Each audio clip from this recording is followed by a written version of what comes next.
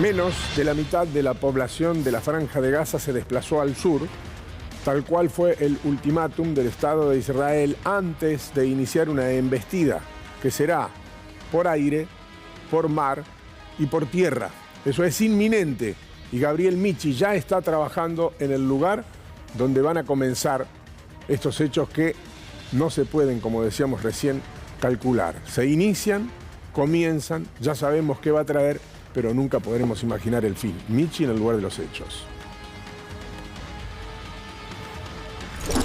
Hola Guille, ¿qué tal? Buen día. Bueno, aquí estamos circulando en paralelo a la Franja de Gaza y justamente estábamos yendo a una nota cuando nos encontramos con esta realidad que van a ver en minutos nada más, que es la caravana de la movilización militar hacia la Franja de Gaza por parte del ejército, con camiones repletos de tanques y armamento pesado que se está dirigiendo hacia la Franja de Gaza. Es inminente el ataque por parte de las tropas israelíes contra la Franja de Gaza y esta es la prueba evidente de lo que está por ocurrir en poco tiempo. La movilización es de una caravana gigantesca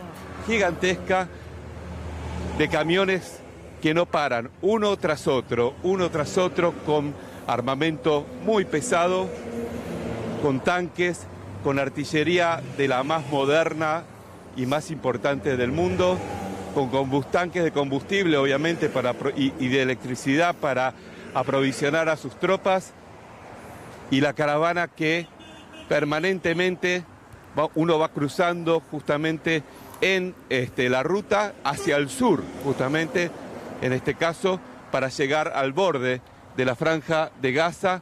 Se supone que la incursión, como bien decías Guille, va a ir por tierra, por aire y por mar, pero también, bueno, lo que uno está viendo es este despliegue terrestre con los tanques y camiones del ejército israelí dirigiéndose a la zona donde se supone va a comenzar lo que ellos llaman la gran campaña en la Franja de Gaza. La Franja de Gaza que desde el ataque el sábado pasado por parte del Hamas a distintos puntos de Israel ha sido bombardeada permanentemente por el ejército israelí, pero en este caso lo que se trata es de la incursión terrestre armada más importante de los últimos años y quizás de la historia de Israel, con cientos y cientos de camiones, tanques y todo tipo de artillería militar de la más moderna del mundo, como la que tiene Israel, Jeeps, Hammers, de todo lo que va pasando allí.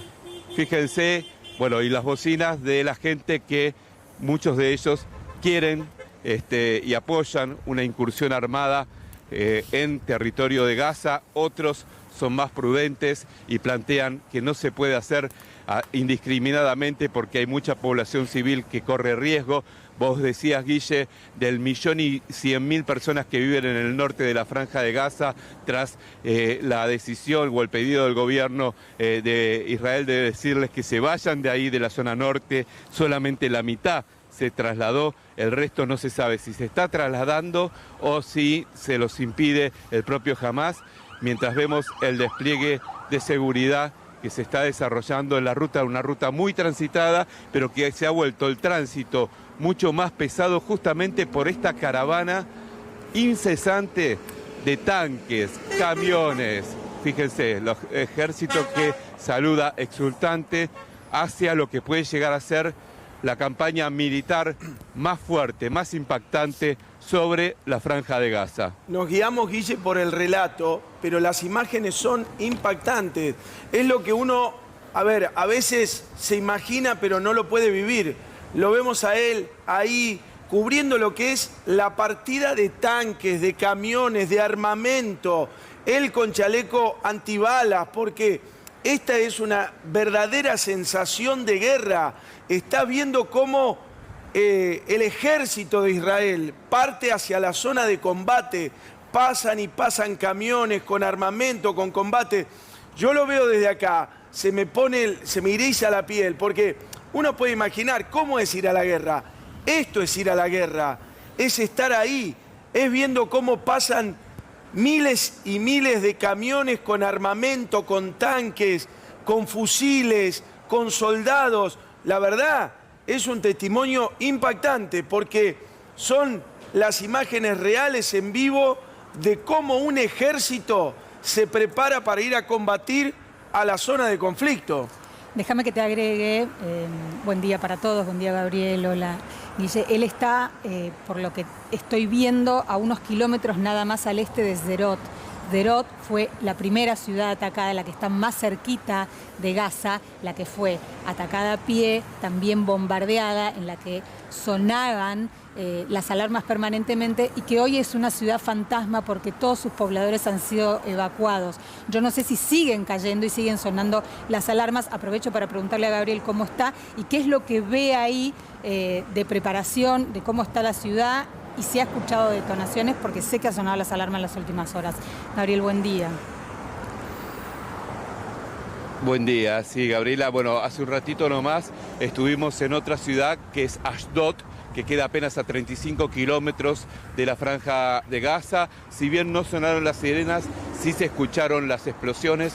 Es una ciudad que fue asediada durante toda la noche, cayeron bombas en edificios, cayeron bombas en el puerto y esto fue una situación que se replicó en distintos lugares del país. Lo que hoy queríamos mostrarles también es esto, ¿no? Que es cómo se está preparando esta andanada de tanques, camiones y todo tipo de armamento pesado rumbo a la franja de Gaza. Estamos cerca de Sderot. Nosotros hicimos un informe esta semana justamente desde ese lugar que es el punto cero, la zona cero, donde comenzó el ataque de Hamas, con milicianos que ingresaron, más de 350 ingresaron a ese pueblo, a esa ciudad que hoy está vacía y que tomaron, el objetivo era matar a todos los que encontraban allí y tomar la comisaría y que apropiarse de las armas también que había de la policía en el lugar. Lo hicieron, se apropiaron de eso, mataron a todos los policías del lugar, tardaron unas 6 horas el ejército en recuperar la comisaría, que lo hizo disparándole con helicópteros, disparándole desde tierra y también con topadoras que terminaron de derrumbar justamente la comisaría con los terroristas adentro. Eso es la guerra, literalmente es la guerra, como lo que estamos viendo ahora, que es esta caravana incesante. Cada tanto aparecen más vehículos de tanques, camiones y artillería pesada que está rumbo a la franja de Gaza para comenzar esta avanzada terrestre, una avanzada que se espera sea en las próximas horas, que se demoró un poco, sobre todo al principio por el tema de los rehenes, pero en las últimas horas se demoró un poco por el mal clima que hubo una lluvia muy fuerte, muy impactante en las últimas horas y eso, las condiciones climáticas no ayudaron para el avance, pero el avance ya está en marcha y se está reforzando con todos estos camiones con tanques que están circulando por las rutas en paralelo a la franja de Gaza, que está a pocos kilómetros de aquí. La guerra empieza de manera desorganizada porque hubo un ataque inesperado y ahora el ejército israelí hará una respuesta. Pero también para comprender lo que estamos viendo, está Gabriel Michi parado al lado de la ruta y vemos pasar los camiones con los tanques, hay que montar un teatro de operaciones. Y eso tiene una logística, la guerra tiene una logística, porque hay que llevar no solamente el armamento, sino que hay que llevar la comida, los pertrechos y armar un espacio, un lugar en el campo donde se reaprovisione el ejército en todo sentido, desde las municiones, el armamento, la comida, la ropa, como decíamos recién, las campañas médicas, es decir, las carpas de campaña, todo lo que se necesita para iniciar una ofensiva como la que tiene prevista Israel, que en este caso es inusitada, porque inusitada y no tiene antecedentes históricos, porque va a entrar directamente a la franja de Gaza por tierra, con, ya lo adelantaban ayer, seguramente con muchas pérdidas de vidas humanas. Sí. Por esa incursión terrestre a Israel. El famoso campamento de batalla, lo que tantos vemos a veces en las películas, que creemos que no existe, que nunca sucede, que uno no lo ve, pero que él lo está describiendo en el lugar de los hechos, o sea, levantándose, preparándose, poniéndose un chaleco antibalas, identificándose como prensa, o sea, cubriendo lo que es lo que marcaba Guille, el paso incesante de gente que va hacia un lugar donde hará base, donde se armará, donde planearán la estrategia. Algo que, repito, uno por lo menos desde este lugar solo lo vio en películas y vos lo estás viviendo y lo estás describiendo y se lo estás trasladando a toda la gente desde el lugar de los hechos. Déjame agregar un poquito de información. Sí, bueno, esto es Perdón, Gaby. la guerra, sí. Seguí vos, por favor. Sí, no, está bien. No, lo que quería aportar simplemente es que esto que ustedes mencionaban sobre cómo se organiza un comando de ataque y demás, es que nos llamaba mucho la atención, pero ¿vieron los kibbutz donde se produjeron esas matanzas tan terribles? Bueno, en algunos de esos kibbutz hoy hoy funcionan como bases militares, justamente porque allí está apostado parte del ejército para encabezar, es su base operativa para encabezar lo que va a ser la embestida sobre la Franja de Gaza. Es decir, aquello que antes fue una organización comunitaria, como es un kibbutz, que es casi un reflejo del socialismo en estos tiempos, que tienen una organización económica comunitaria de esas características. Bueno, hoy se convirtió en centros de operaciones por parte del ejército para poder coordinar sus ataques que van a ser próximos, ¿no? Ahora sí, Gaby, déjame aportar un poco de información porque nosotros estuvimos hablando todo el día de ayer de las ventanas humanitarias que había abierto Israel pidiéndole a los gazatíes que se trasladen hacia el sur del país y contamos el momento en que habían finalizado esas ventanas humanitarias. Bueno, hoy volvieron a abrir esas ventanas humanitarias, suspendiendo cualquier incursión o cualquier ataque o bombardeo que pudiera haber sobre Gaza para que los gazatíes pudieran salir y movilizarse hacia el sur, que fue el primer pedido que hizo el gobierno israelí para por lo menos preservar vidas de los palestinos inocentes que también son víctimas y rehenes del grupo terrorista Hamás. Sabemos que la incursión que se está preparando es enorme y que se ha retrasado unos días. Más allá del tema climático, ¿crees que tiene que ver con que todavía no saben fehacientemente el paradero de los rehenes? Porque sí sabemos, y lo contamos también ayer, que se encontraron cuerpos de rehenes, no se han difundido sus identidades todavía, no sabemos si los han podido identificar o no, pero hay más rehenes y tampoco se sabe si es que están vivos o muertos. A ver, hagamos una diferenciación. Los presos de Hamás o los presos palestinos son presos y tienen derecho internacional, tienen abogados y tienen asistencia. Los rehenes no se sabe su estado, no se sabe su condición. Digo, ¿crees que el retraso más allá del tema climatológico y la dificultad de los pilotos y de quienes manejan los drones tiene que ver con ese punto específico?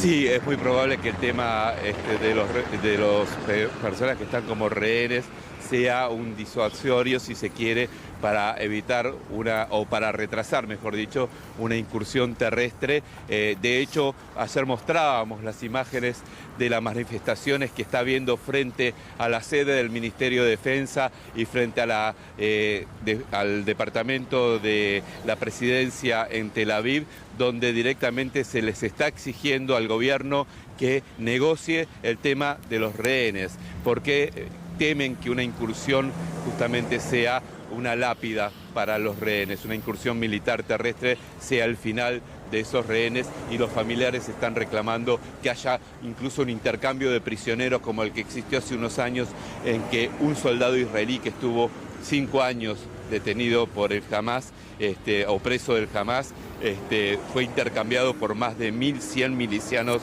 del Hamás que estaban detenidos en Israel, ¿no? Bueno, se abrazan a esa esperanza, como lo ha hecho también Alex Sherman, este argentino al que nosotros entrevistamos en la semana, que tiene secuestrado a su hijo, Ron Sherman, sobrino de León Gieco, que estaba haciendo el servicio militar obligatorio, y él nos decía que él desea que lo intercambien, y que incluso el ejemplo que mencionábamos de ese intercambio de prisioneros es el que le da ilusión de que su hijo pueda ser intercambiado y que salve su vida. Mientras siguen pasando los tanques, como ustedes ven que esto es un desfile incesante y esto te habla de la envergadura de lo que va a tener este ataque sobre la Franja de Gaza. Están yendo hacia la Franja de Gaza todos estos tanques.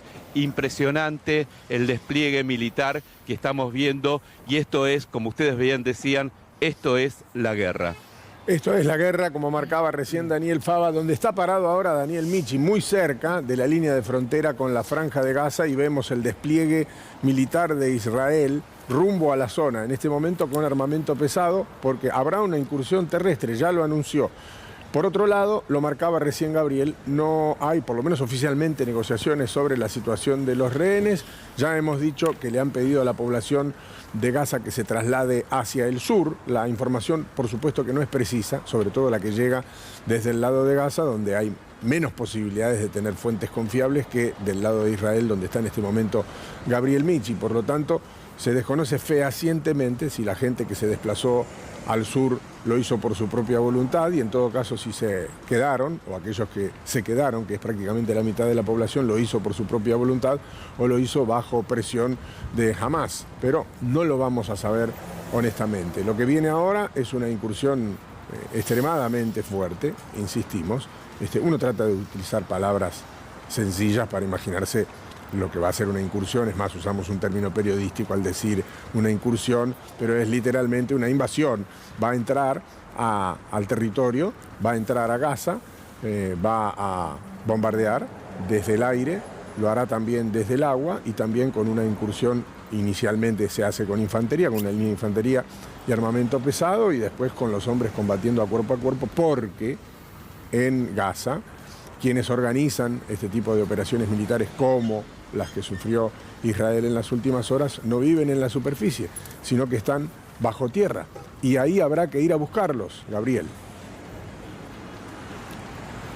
Exactamente. Bueno, de hecho se supone que los rehenes están en esos circuitos de túneles que hizo Hamás para no ser atrapado. Algunos de esos túneles que incluso, recordemos, cruzaban para el lado israelí y eran un lugar de entrada y salida de esos terroristas, ¿no?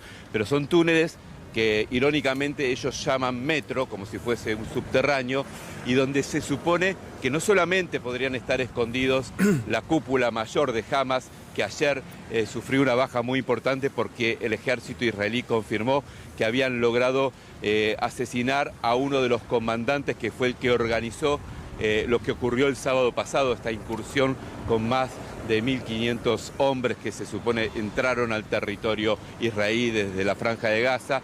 Uno de esos hombres fue abatido en el día de ayer, según dijo el ejército israelí. Pero bueno, decíamos, no solo se esconden en esos túneles la comandancia de Hamás, sino que se supone que en esos túneles es donde tienen atrapados a los rehenes, justamente que fueron secuestrados de toda esta zona, ¿no? De los kibbutz de esta zona, de la ciudad de Sderot, en la que estuvimos nosotros, la zona cero, donde comenzó la invasión. Bueno, la sospecha es que esos túneles, que son difíciles de detectar, serían el lugar donde tienen escondidos a los rehenes. Y lo que te dicen básicamente también es que es muy difícil llegar ahí. Esos son laberintos que solo los miembros de Hamás conocen, que muchas veces interrelacionan edificios que pueden llegar a ser un hospital con una escuela, y debajo de eso por ahí hay grupos, hay un comando del grupo Hamás, pero bueno, sí, por eso se vuelve tan difícil para el ejército israelí también la opción de la incursión terrestre de esa manera, ¿no? Gabriel, ayer te veíamos desde Tel Aviv con una manifestación de gente de manera pacífica pidiendo que este conflicto se solucione y demás. Hoy ya el panorama es otro. Vos ya, a medida que te movilizás, vemos que el paisaje va cambiando. Tanques de guerra, helicópteros, hace un rato escuchábamos, camiones, soldados. Vos mismo ya estás equipado de otra manera, con protección. ¿Sentís que a medida que te vas acercando a la zona, te vas, sí, metiendo y preparando para estar en lo que sería el corazón de una verdadera guerra? Sí, las próximas horas van a ser se supone mucho más fuertes desde el punto de vista militar. Se siente en el ambiente, se siente en la gente, se siente obviamente en el personal militar por un lado, y lo que ustedes dicen, las manifestaciones sin embargo continúan, porque la bronca contra el gobierno de Bibi Netanyahu es muy fuerte, el reclamo para que recuperen con vida a los rehenes está y va a seguir por mucho tiempo. Ayer la movilización fue creciendo a pasar de las horas. Hubo un enfrentamiento por grupos pro Netanyahu, grupos de la extrema derecha, intentaron golpear y golpearon a algunos de los manifestantes que están pidiendo la renuncia de Netanyahu por esto y por todo lo demás. Hubo enfrentamientos allí, pero las protestas van a continuar a pesar de la guerra, a pesar de que por ahí muchos de ellos desearían que Hamás no exista más como tal, como una organización terrorista, como ellos creen que es, pero la verdad es que también el reclamo por los suyos, por las personas que están secuestradas, desaparecidas, está y va a continuar por lo menos hasta que esto se concluya de alguna manera, ¿no? Al mismo tiempo hay que pensar en aquellas personas que viven en Gaza, que no tienen las mejores condiciones de vida y que van a estar en medio de una incursión militar, y eso es imposible de evitar. Hay que pensarlo, y hay un buen grupo de la comunidad internacional, sobre todo aquellos vinculados con la paz, que piensan en la población civil que no son de Hamás, que tienen condiciones de vida muy complejas, que en las últimas horas ha empeorado esa condición de vida porque ya hubo algunos ataques y porque además ya no tienen suministro eléctrico, ni tienen suministro de gas, ni tienen suministro de agua, por lo que hoy en día la vida en Gaza es extremadamente compleja, más allá de Hamás. Hay gente que no tiene absolutamente nada que ver con Hamás y se va a encontrar con estos tanques de frente. Sí, querías decir algo, Fer. Gaby, buen día. Destacar primero tu trabajo, el de Ezequiel Pisuto, para nosotros que quizás somos de una camada abajo. Para mí, principalmente, sos un ejemplo, un faro de cómo hay que trabajar, una referencia, tanto tuya como lo digo por también Ezequiel Pisuto, así que tu trabajo realmente muy destacado. Lo sabés, te lo he dicho también, pero quiero hacerlo público de esta manera. Déjame adherir. Sí. Adhiero, bueno, muy adhiero. bien, Y a Shlomo, que es el Fitzer, sí, que es un hombre que los está acompañando, que los ayuda, que los traslada y que traduce también para los tres. Bien. Realmente son un orgullo como compañeros y como periodistas. Totalmente. Dicho esto, preguntarte sobre lo que dijo la OTAN, o sugirió de alguna manera, entiendo que no es vinculante, pidió una respuesta proporcional a Israel en función de los ataques de Hamás. Primero decirte, ¿se va a hacer eso? ¿Está ese clima dando vueltas? ¿No va a acatar? ¿Hay alguna información al respecto? Y después preguntarte, ¿cuál es el objetivo de esta ofensiva? Imagino rescatar rehenes y prisioneros, por un lado, pero por el otro, atacar objetivos concretos, y si se sabe qué objetivos.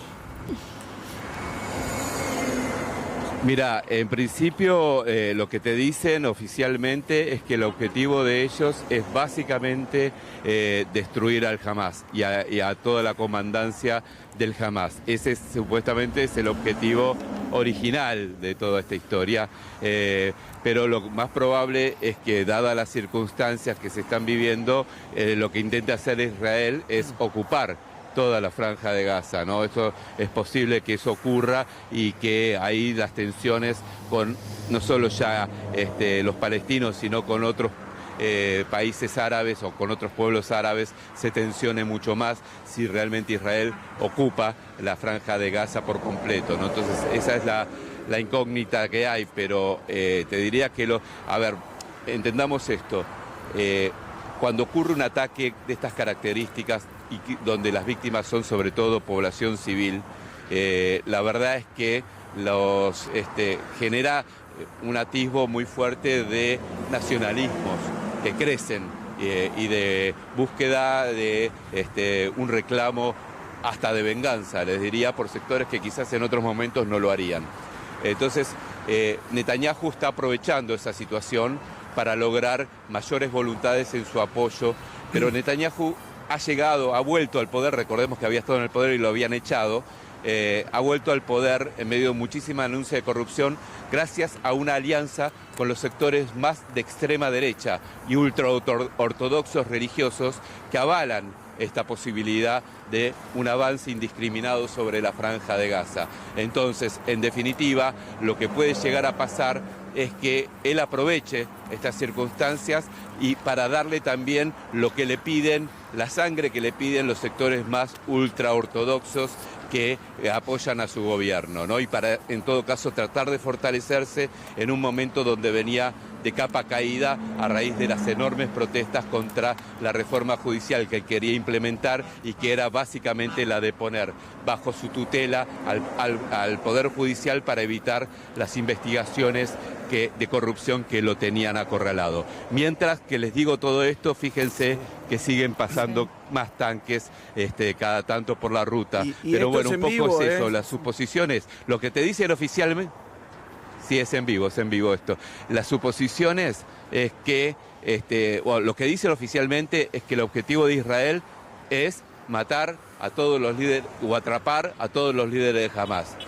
La otra posibilidad concreta es que se quede ocupando el territorio de la Franja de Gaza y ahí hay que ver cómo juegan las tensiones con el mundo árabe. Sí, o destruirlas y destruirla y hacerla inhabitable. Gaby, te pregunto justamente por esto, porque hay palestinos en Cisjordania también. Digo, hay que contar esto también. No solamente hay palestinos en Gaza, hay palestinos en Cisjordania. Los palestinos de Cisjordania tienen una relación, digamos, relativamente pacífica con Israel, porque además lo reconocen como Estado, Israel los reconoce como Estados también a los que están en Cisjordania. ¿Qué está pasando en ese lugar, en ese sector, que también es muy cerquita y que tiene ciudadanos palestinos? Bueno, están apareciendo algunos episodios de violencia y de ataques mutuos, porque, por ejemplo, hay una localidad que se llama Jenin, en el norte de Cisjordania, donde en los últimos días hubo ataques del ejército israelí contra, se supone, referente del Hamás, y de hecho encontraron un arsenal. Y ha habido ataques, hubo alrededor de 30 muertos en los últimos días en la zona de Cisjordania, que es del otro lado de Israel, pero que también el clima de tensiones y de violencia está creciendo. Pensemos en esto. Nosotros hace unos días estábamos haciendo una salida desde Jerusalén, donde había habido una serie de episodios, pero estando allí, recordemos que Jerusalén tiene una parte que pertenece a Israel y otra parte que pertenece al mundo árabe, ¿no? De hecho, es el lugar más sagrado para las tres religiones monoteístas, tanto para la judía, la cristiana y la musulmana. Bueno, estando allí, empezamos a sentir sirenas, empezamos a ver un movimiento muy fuerte de gente, de policías y militares con armas largas. Nos empezamos a averiguar y nos enteramos que justo pegado a la ciudad histórica, en la puerta de Damasco, en una de las puertas laterales del lado israelí, había habido un ataque terrorista. Y fuimos hacia ese lugar y nos enteramos que un terrorista había disparado contra la comandancia de la policía local y había herido a 2 policías y él había sido había sido asesinado por la policía israelí. Pero bueno, lo cierto es que esta situación te refleja también cómo son las tensiones en la zona de Cisjordania, y a lo que yo agregaría también las tensiones en el norte de Israel, donde desde el Líbano el Hezbollah también está lanzando misiles sobre el norte de Israel. Ahora son casi las 10 de la mañana en Argentina, casi las 4 de la tarde en Israel, C5N en vivo, mostrando cómo pasan y pasan y pasan camiones, tanques, armamentos, jeeps de combate. Y esto que dice Gabriel es algo a tener en cuenta, Guille, me parece, porque claramente por el despliegue militar que estamos viendo, Israel va esta vez a exterminar todo lo que tenga que ver con Hamás y de alguna manera recuperar no solo el terreno, sino que esta vez daría la sensación, por la crónica que contás vos, que hay que solucionar el problema, erradicarlo, que para Israel es Hamás, la amenaza permanente, los ataques permanentes, y estamos en presencia de una invasión muy fuerte. Lo que muy pasa es fuerte. que del otro lado sostienen lo mismo. Sí. Y depende del tamaño, del volumen de la reacción de Israel, lo que marcaba recién Tocho, que le habían solicitado una respuesta proporcional, por lo menos desde la ONU, una respuesta proporcional. No sabemos si será así o en todo caso qué debemos interpretar como proporcional, que eso también juega en una mesa casi de un juego de ajedrez donde mueren personas, porque tristemente es así, una guerra, un juego de ajedrez donde mueren personas, y en todo caso si es una caja de Pandora o no. Esto parece ser, lo dijimos en la semana pasada cuando empezaron los hechos de violencia, que ya se había desatado, y una vez que se desata, se abre esa caja cuyo fin no se sabe, porque hay países que están expectantes, que hoy tienen una relación buena con Israel, no excelente, pero buena con Israel en ese sector del mundo, que podrían eventualmente dar un giro según las imágenes que se vean o la respuesta que Israel pueda dar en Gaza. Y es ahí donde se genera la verdadera tensión, más allá de la pérdida de vidas humanas que hubo, está habiendo y va a haber, sobre todo a partir de esta línea divisoria, que sea será la incursión de Israel en territorio de Gaza. Sí, Guille, y déjame agregarte un dato. La situación en Gaza es realmente desesperante para los ciudadanos, los civiles. Mencionaba Gabriel hace un ratito nomás el tema de los hospitales.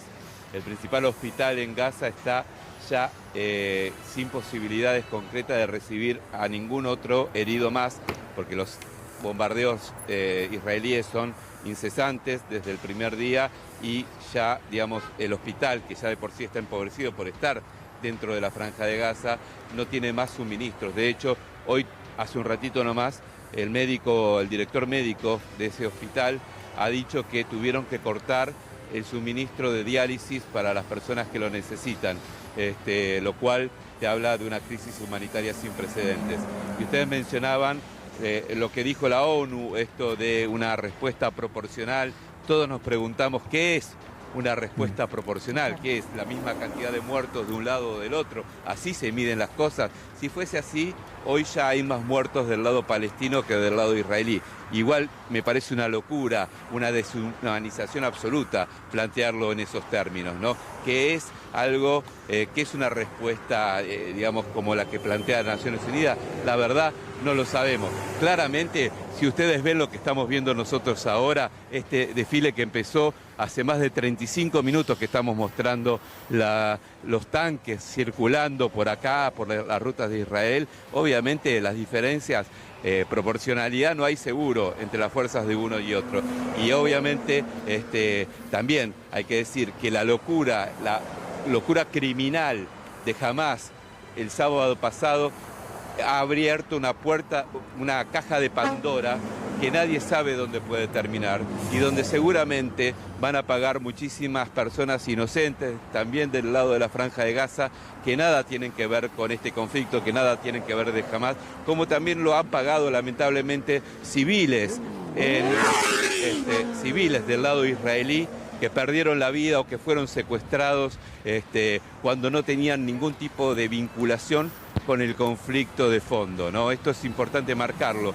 Lo contábamos ayer cuando hablábamos con este argentino que se tuvo que ir desde Sderot con su mamá enferma y demás. Contábamos ahí que muchos de los lugares que fueron atacados por Hamás son lugares donde vivía gente que tenía un vínculo con los palestinos, un puente con los palestinos, que había una comunidad con los palestinos civiles, que obviamente nada tienen que ver con Hamás, en el día a día. Y muchos de ellos incluso hasta tenían posturas que decían no hay que producirle más daño al pueblo palestino y demás, y sin embargo terminaron también ellos siendo víctimas de estos ataques por parte de la locura de Hamás. Sí.